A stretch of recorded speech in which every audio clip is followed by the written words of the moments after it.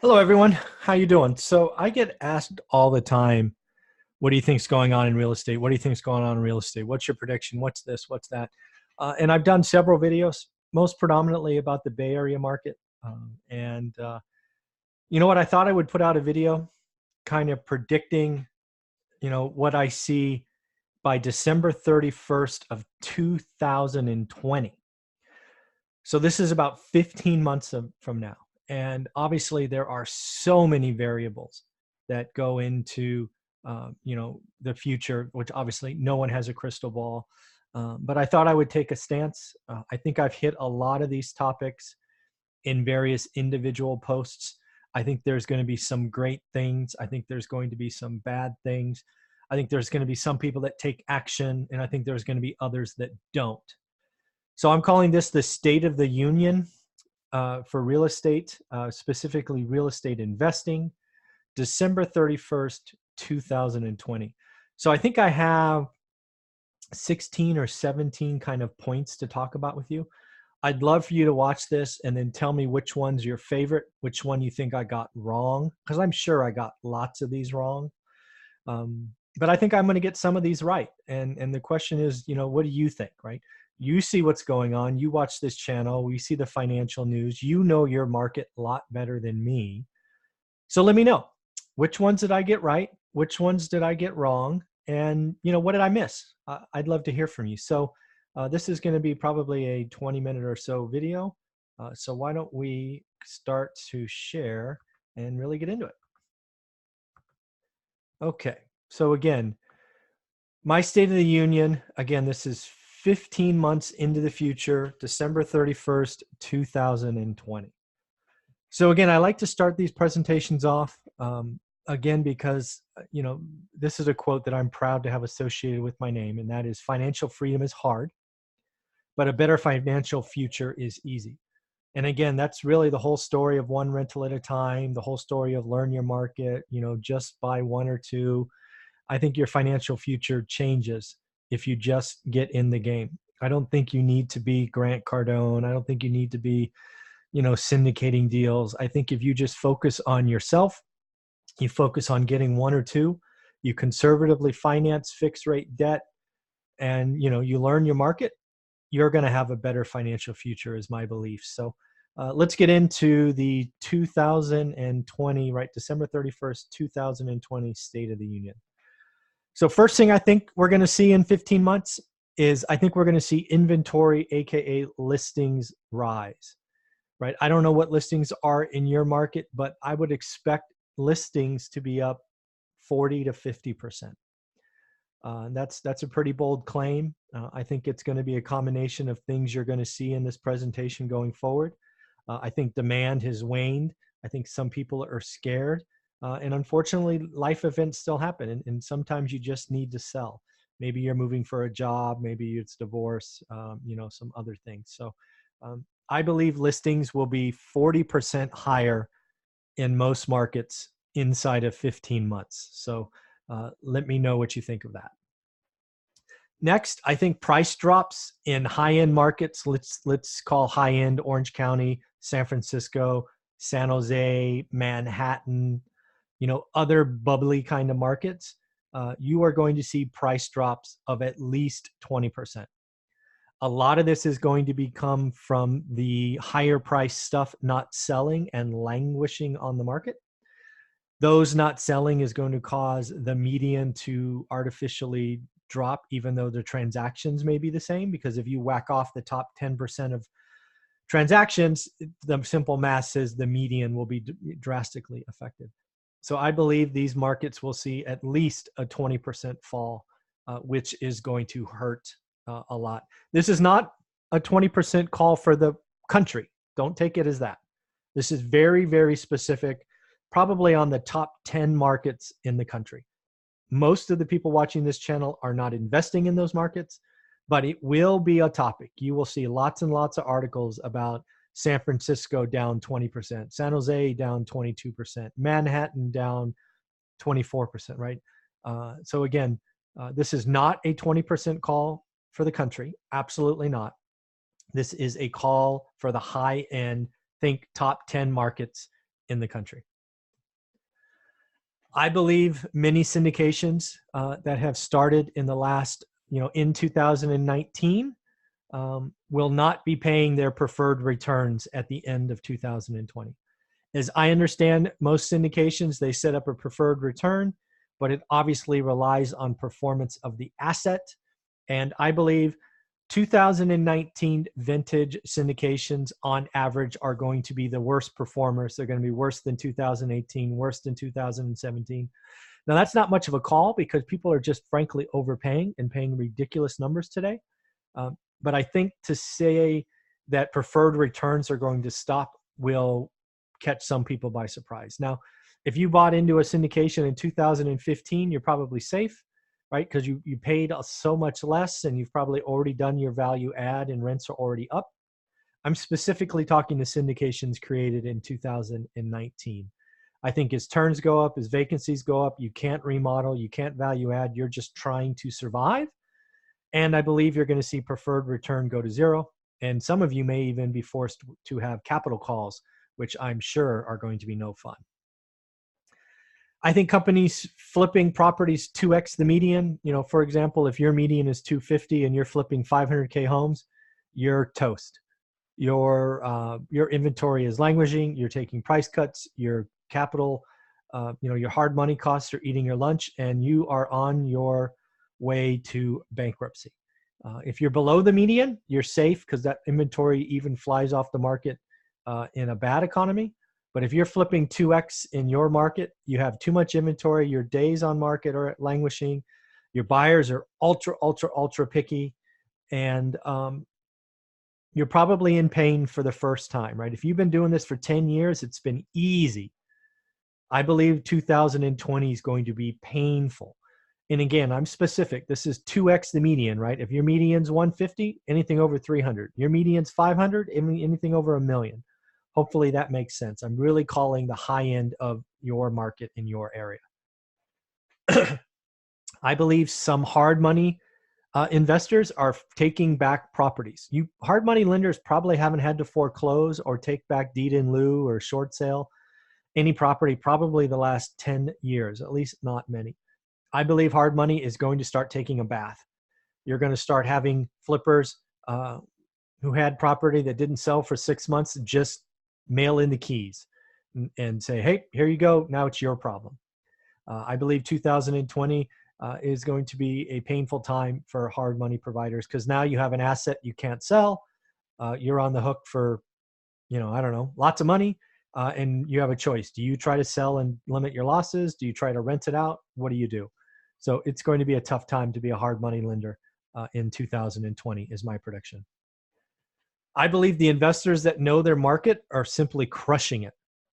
This is going to be a great time to be a buyer if you learn your market, you stay below the affordability, you have real down payments, and you're willing to do your homework. I believe there are going to be tremendous deals created in 2020 just because the demand shrinks and the supply increases. Some people have to sell, and it's a lot easier to find them when demand falls off. I expect to be very, very busy next year, for example, adding inventory to my buy and hold portfolio. I think 2020 is going to be a great time to be an investor if you do the homework and you learn your market.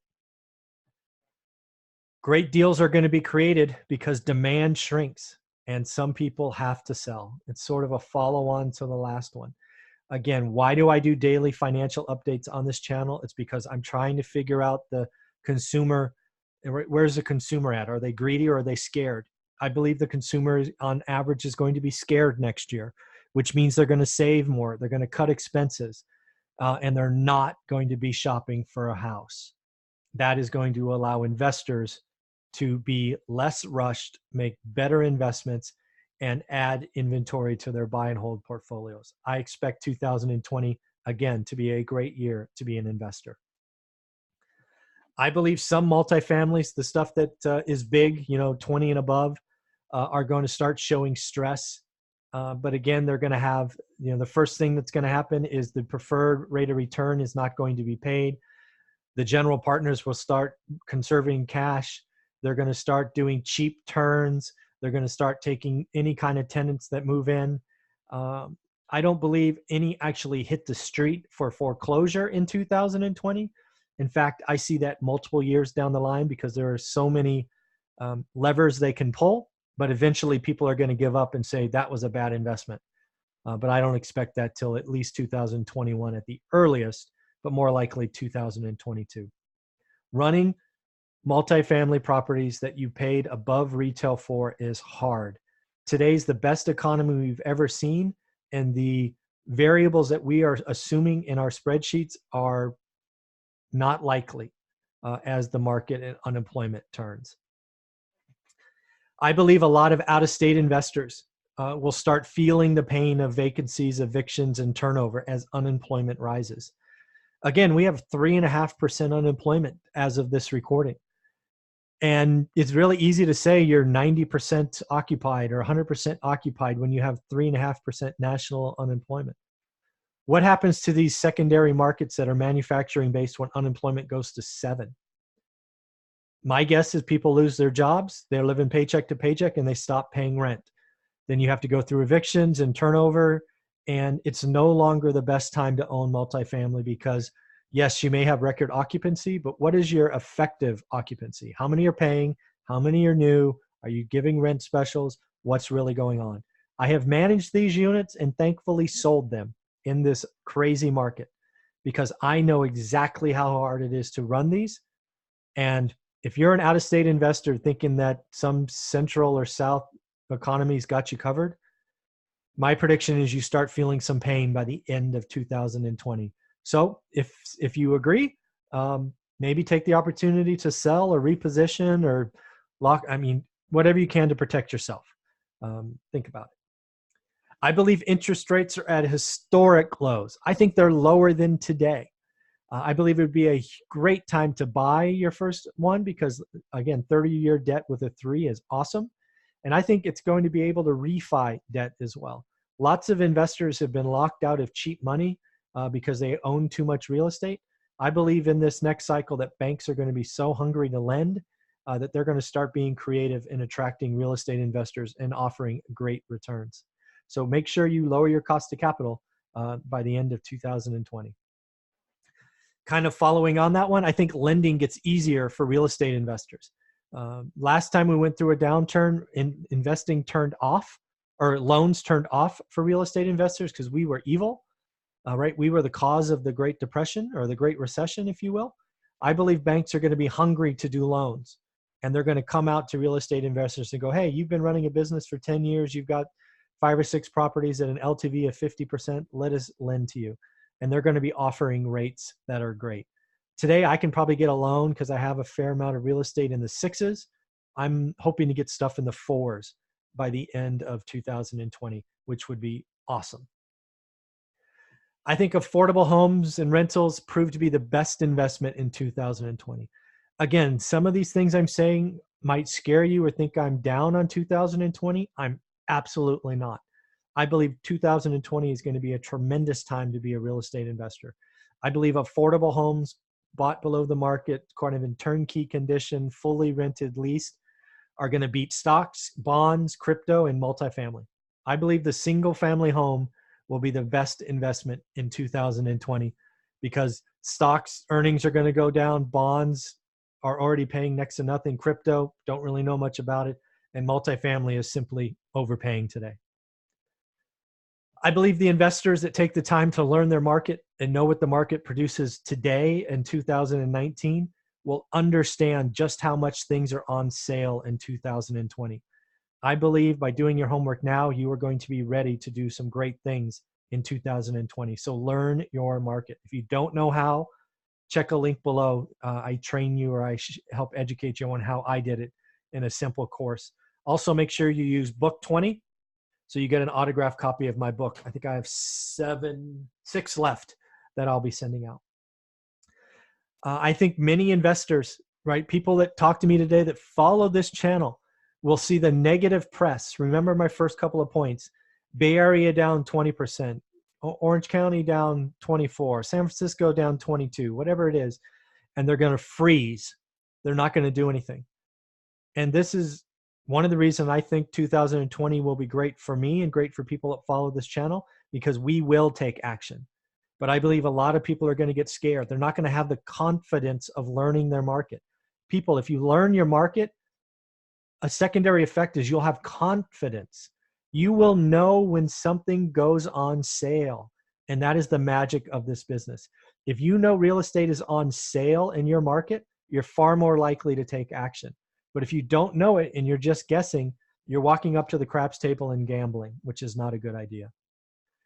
In the end, I think 2020 was a great year to buy and hold, right? I think if you're buying affordable single family homes and you're leasing them out as a good landlord, it was a wonderful year. I believe a lot of you have taken the step to have a better financial future in 2020. And if I was just a small part of that, I'm really, really happy. I think in addition that we're going to help 25 to 40 investors buy their first or their next pride of ownership rental. We are seeing more and more opportunities. I expect more and more opportunities in 2020, and I look forward to helping people who are too busy to do it on their own buy their first or next pride of ownership rental. So in the end, let me know what you think. Which one did you like? Which one did you hate? Which one did I get wrong? What did I miss? I'd love to hear from you. If you're still watching this, please subscribe. Also, please share this channel with your friends and family. Put it out on Instagram, put it out on LinkedIn, Facebook. I'd love to see this channel keep growing, and your help is greatly appreciated. Smash that like button, leave questions and comments, and of course, have a great and wonderful day. Take care.